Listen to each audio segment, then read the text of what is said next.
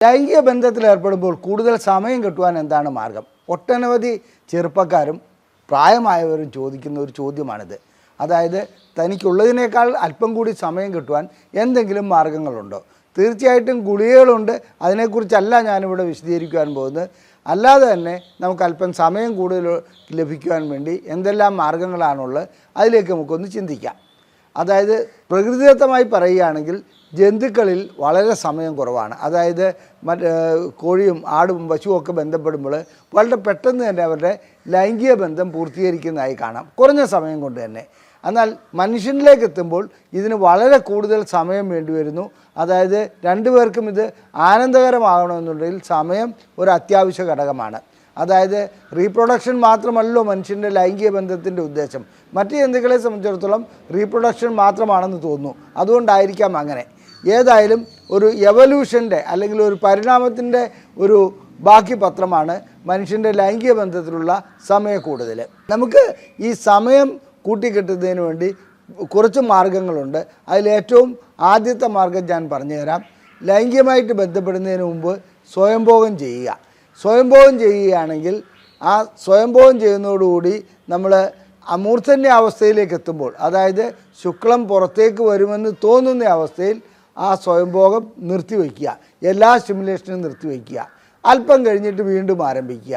ഇങ്ങനെ വരുമ്പോൾ നമ്മുടെ തലച്ചോറിൽ ഈ സിഗ്നൽ എത്തുകയും ഇജാക്കുലേഷൻ ചെയ്യുന്നതിനുള്ള, അതായത് ഇജാക്കുലേഷൻ ആ സിഗ്നൽ വരാതിരിക്കുകയും ചെയ്യുന്നു. അപ്പോൾ ഇത് പല ആവർത്തി ചെയ്യപ്പെടുമ്പോൾ തീർച്ചയായിട്ടും അല്പം കൂടി സമയം കൂടുതൽ ലഭിക്കുന്നതായി കാണാം. എല്ലാവരിലും ഇത് പ്രാവർത്തികമല്ല. അതിൻ്റെ കാരണം സ്വയംഭോഗം ചെയ്ത് തുടങ്ങുമ്പോൾ തന്നെ ചിലർക്ക് ശുക്ലം പുറത്തേക്ക് വരാറുണ്ട്.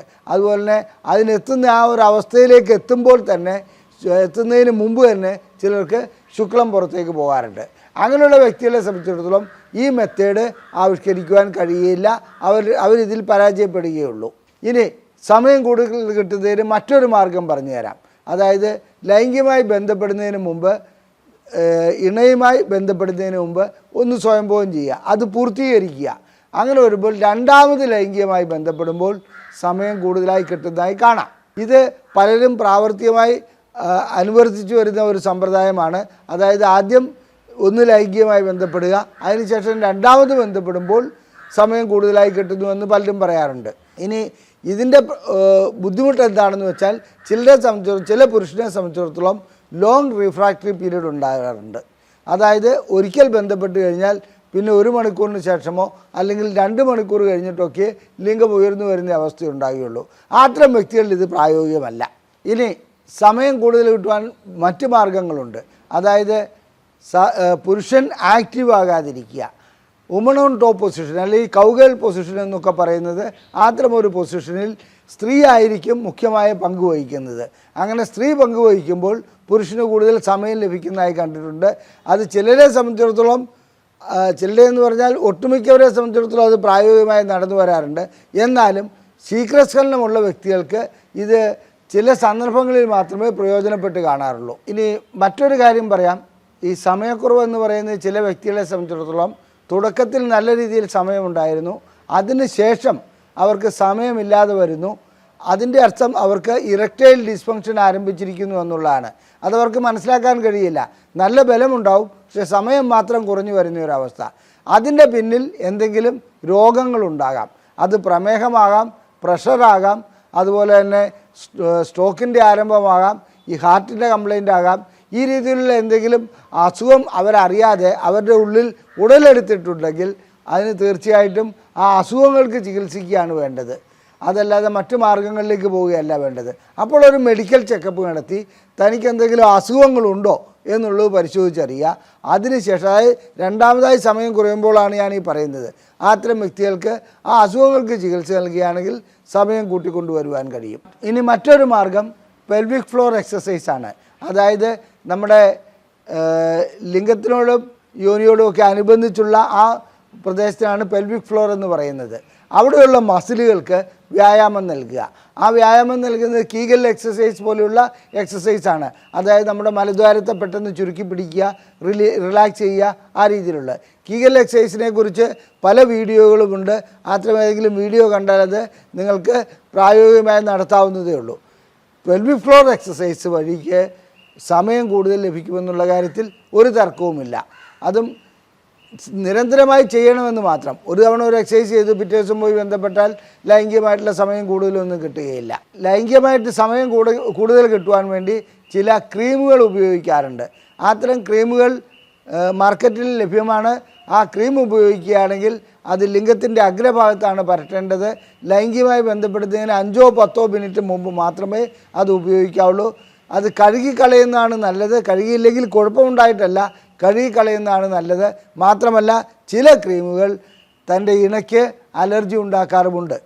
അതുകൊണ്ട് വളരെയധികം ശ്രദ്ധിക്കണം അത്തരം ക്രീമുകൾ ഉപയോഗിക്കുകയാണെങ്കിൽ. ഇനി സ്വാഭാവികമായിട്ടും ലൈംഗികമായിട്ടുള്ള ഉത്തേജനം ഉണ്ടാകുന്നതിനും അതുപോലെ തന്നെ സമയം കിട്ടുന്നതിനും ആഹാരം നല്ല രീതിയിലാവേണ്ടത് കാര്യമുണ്ട്. ആഹാരം നല്ല രീതിയിൽ എന്ന് പറഞ്ഞാൽ അതിനകത്ത് അനാവശ്യമായിട്ടുള്ള ആഹാര പദാർത്ഥങ്ങൾ ഒഴിവാക്കുക. ഉദാഹരണം റെഡ് മീറ്റ് ഗുണം ചെയ്യുകയില്ല. എന്നാൽ ബദാം പരിപ്പ്, ഉലുവ, അതുപോലെ തന്നെ നാച്ചുറലായിട്ടുള്ള മുളപ്പിച്ച ധാന്യങ്ങൾ, കൂണുകൾ, മറ്റേ ഇത് വരുന്നത് നാരങ്ങ വർഗ്ഗത്തിൽപ്പെട്ട മാതള നാരങ്ങ, ഉറുമാൻ പഴം, ഇതൊക്കെ വളരെയധികം ഗുണം ചെയ്യും. ഈ ആഹാര പദാർത്ഥങ്ങൾ കഴിക്കുകയാണെങ്കിൽ ഒരു പരിധിവരെ സമയം കൂട്ടിക്കൊണ്ടുവരുവാൻ കഴിയും. ഇനി ചില പഠനങ്ങൾ തെളിയിക്കുന്നത് അഗ്രചർമ്മം നീക്കം ചെയ്യുകയാണെങ്കിൽ ലൈംഗികമായിട്ടുള്ള സമയം ലഭിക്കുമെന്നുള്ളതാണ്. ഇത് തർക്കവിഷയമായി തന്നെയാണ് ഇപ്പോഴും ശാസ്ത്രലോകത്ത് കിടക്കുന്നത്. എന്നിരുന്നാലും അഗ്രചർമ്മം നീക്കം ചെയ്യുന്ന വഴിക്ക് ലൈംഗികമായിട്ടുള്ള സമയം അല്പം കൂടുതൽ ലഭിക്കുമെന്ന് തന്നെയാണ് മിക്ക പഠനങ്ങളും വ്യക്തമാക്കുന്നത്. സമയം കൂടുതൽ കിട്ടുവാൻ വേണ്ടി ചില വ്യക്തികൾ കോണ്ടം ഉപയോഗിക്കാറുണ്ട്. ഇത് ഡീസെൻസിറ്റൈസേഷൻ മെത്തേഡ് തന്നെയാണ്. അതായത് ചർമ്മവും ചർമ്മവുമായി കൂട്ടിമുട്ടായിരിക്കുമ്പോൾ അല്പം നമ്മുടെ ന്യൂറോണുകൾക്ക് അതിനെ തിരിച്ചറിയാൻ കഴിയാതെ വരികയും കുറച്ചുകൂടി സമയം കിട്ടുകയും ചെയ്യുന്നുണ്ട്.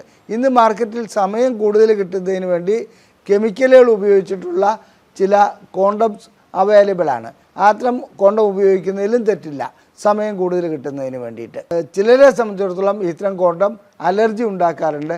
അത്തരം വ്യക്തികൾ അത് ഉപയോഗിക്കാതിരിക്കുന്നതാണ് ഏറ്റവും നല്ലത്.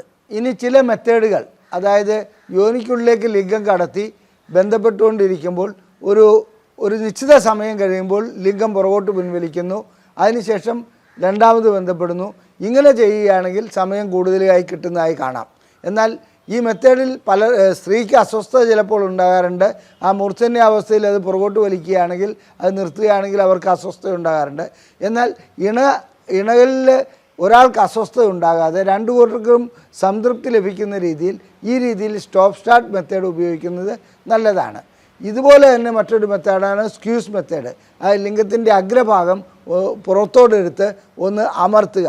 ആ പെയിൻ കൊണ്ട്, അതായത് സ്റ്റിമുലേഷൻ വേറൊരു രൂപത്തിൽ വരികയും അപ്പോൾ സമയം കൂടുതൽ കിട്ടുന്നതായി കാണാം. ഇതല്ലാതെ മറ്റൊരു മെത്തേഡുണ്ട്, ചിന്ത മറ്റൊരു രൂപത്തിലേക്ക് കൊണ്ടുവരിക. അതായത് ലൈംഗികതയിൽ ഏർപ്പെട്ടുകൊണ്ടിരിക്കുമ്പോൾ മറ്റു രൂപത്തിൽ ചിന്തിക്കുക. എന്തെങ്കിലും പ്രധാനപ്പെട്ട മറ്റു കാര്യങ്ങളോ അല്ലെങ്കിൽ കുടുംബ പ്രശ്നങ്ങളോ അല്ലെങ്കിൽ എന്താവട്ടെ, ലൈംഗികമായിട്ട് ബന്ധമില്ലാത്ത ഒരു കാര്യം ചിന്തിക്കുകയാണെങ്കിൽ ചിലപ്പോൾ സമയം കൂടുതൽ കിട്ടും. അതിൻ്റെ ന്യൂനത എന്താണെന്ന് വെച്ചാൽ ആ സമയത്ത് നമ്മുടെ ലിംഗം ചിലപ്പോൾ തളർന്നു പോകാനുള്ള സാധ്യതയുണ്ട്.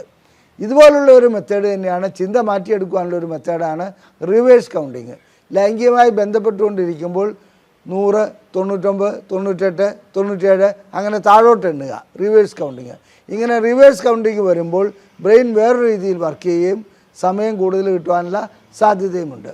ഇനി ഒരു കാര്യം പറയട്ടെ, ഇതൊന്നും നിവർത്തിയില്ലെങ്കിൽ മരുന്നുകൾ ലഭ്യമാണ്. പക്ഷേ മരുന്നുകൾ മെഡിക്കൽ ഷോപ്പിൽ പോയിട്ട് ചുമ്മാ വാങ്ങി കഴിക്കുകയല്ല ചെയ്യേണ്ടത്. അത് ഡോക്ടറെ കണ്ട് പരിശോധന നടത്തി ആ മരുന്നുകൾ കഴിക്കുകയാണെങ്കിൽ തീർച്ചയായിട്ടും സമയം കൂട്ടുവാൻ കഴിയും. ആവശ്യമുള്ള വ്യക്തികളെ സംബന്ധിച്ചിടത്തോളം അതിന് ചികിത്സിക്കുന്നത് തന്നെയാണ് നല്ലത്. SSRI ഗണത്തിൽപ്പെട്ട മിക്ക മരുന്നുകളും ലൈംഗികമായിട്ടുള്ള ശേഷി കൂട്ടുവാൻ ഉപകരിക്കാറുണ്ട്. അതേസമയത്ത് കഞ്ചാവ്, അതുപോലെ തന്നെ മദ്യം, ഇതൊക്കെ കഴിച്ചാൽ ചിലർക്ക് സമയം കൂടുതൽ കിട്ടുന്നതായി കാണാം. എന്നിരുന്നാലും അതൊരു ചികിത്സാ മാർഗമായി ഉപയോഗിക്കരുത്, അത് അപകടം പിടിച്ചതാണ്. ലൈംഗികമായിട്ടുള്ള സമയം കൂടുതൽ കിട്ടുവാൻ വേണ്ടി പല മാർഗങ്ങളുണ്ട്. ഈ മാർഗങ്ങളിൽ ഒട്ടനവധി മാർഗങ്ങൾ ഞാൻ പറഞ്ഞു കഴിഞ്ഞു. എന്നിരുന്നാലും ഇത് ഓരോ വ്യക്തിക്കും, ഓരോ ദമ്പതികൾക്കും ഓരോ രീതിയിലാണ് പ്രയോജനപ്പെടുക. ചിലർക്ക് വളരെയധികം ഗുണം കിട്ടിയെന്ന് വരാം, ചിലർക്ക് ഈ മെത്തേഡുകൾ ചിലത് ഒരു ഗുണവും ചെയ്തില്ല എന്ന് വരാം, അങ്ങനെയും വരാറുണ്ട്. എന്നിരുന്നാലും ലൈംഗികമായിട്ട് സമയം കൂടുതൽ കിട്ടുന്നതിന് ഈ മെത്തേഡുകൾ ഏതെങ്കിലും ഓരോന്നായി പരീക്ഷിച്ച് നോക്കുന്നത് നല്ലതാണ്. മറ്റ് പ്രശ്നങ്ങളൊന്നും ഉണ്ടാക്കാത്ത രീതിയിൽ അത് മുന്നോട്ട് പോവുകയും ചെയ്യും. ഗുളികകളിലേക്ക് വരുമ്പോൾ മാത്രം നാം വളരെയധികം ശ്രദ്ധിക്കണം. അത് ഉപയോഗിക്കുന്നതിന് ഡോക്ടറെ പരിശോധന കഴിഞ്ഞതിന് മാത്രമേ അത് ഉപയോഗിക്കാവൂ എന്നുള്ളത് ഞാനിവിടെ സൂചിപ്പിച്ചു കൊള്ളട്ടെ. ഈ വീഡിയോ ഇഷ്ടപ്പെട്ടുവെങ്കിൽ നിങ്ങളുടെ സുഹൃത്തുക്കൾക്ക് ഇത് അയച്ചു കൊടുക്കുക. ഈ വീഡിയോ ലൈക്ക് ചെയ്യുക. നിങ്ങളുടെ അഭിപ്രായങ്ങൾ കമൻറ്റ് ബോക്സിൽ രേഖപ്പെടുത്തുക. ലൈംഗിക പ്രശ്നങ്ങൾക്കുള്ള ചികിത്സ നൽകുന്ന ഒരു സ്ഥാപനമാണ് ISRM. അത് ശീഘ്രസ്ഖലനമാകട്ടെ, ശേഷിക്കുറവാകട്ടെ, താല്പര്യമില്ലായ്മയാകട്ടെ, ലൈംഗികമായ വിവാഹം കഴിഞ്ഞതിന് ശേഷം ബന്ധപ്പെടാൻ കഴിയാത്ത അവസ്ഥയാകട്ടെ, ഇത്തരം പ്രശ്നങ്ങൾക്കെല്ലാം ISRM ചികിത്സ നൽകുന്നുണ്ട്. നിങ്ങൾക്ക് ചികിത്സ ആവശ്യമുണ്ടെങ്കിൽ ഇവിടെ കാണിച്ചിരിക്കുന്ന നമ്പറിൽ വിളിച്ച് ബുക്ക് ചെയ്യാവുന്നതാണ്. അതുകൂടാതെ നിങ്ങൾക്ക് ഞങ്ങളെക്കുറിച്ച് ലൈംഗിക പ്രശ്നങ്ങളെക്കുറിച്ചും ലൈംഗിക പ്രശ്നങ്ങൾക്കുള്ള പരിഹാര മാർഗങ്ങളെക്കുറിച്ചും അറിയുവാനുള്ള ബുക്ക്ലെറ്റുകൾ ഞങ്ങൾ സൗജന്യമായി നൽകുന്നതാണ്. ISRM എന്ന് ഈ നമ്പറിലേക്ക് വാട്സപ്പ് ചെയ്യുകയാണെങ്കിൽ ഇത്തരം പുസ്തകങ്ങൾ ഡിജിറ്റൽ ഫോർമാറ്റിൽ PDF ആയി നിങ്ങൾക്ക് അയച്ചു തരുന്നതാണ്. നന്ദി, നമസ്കാരം.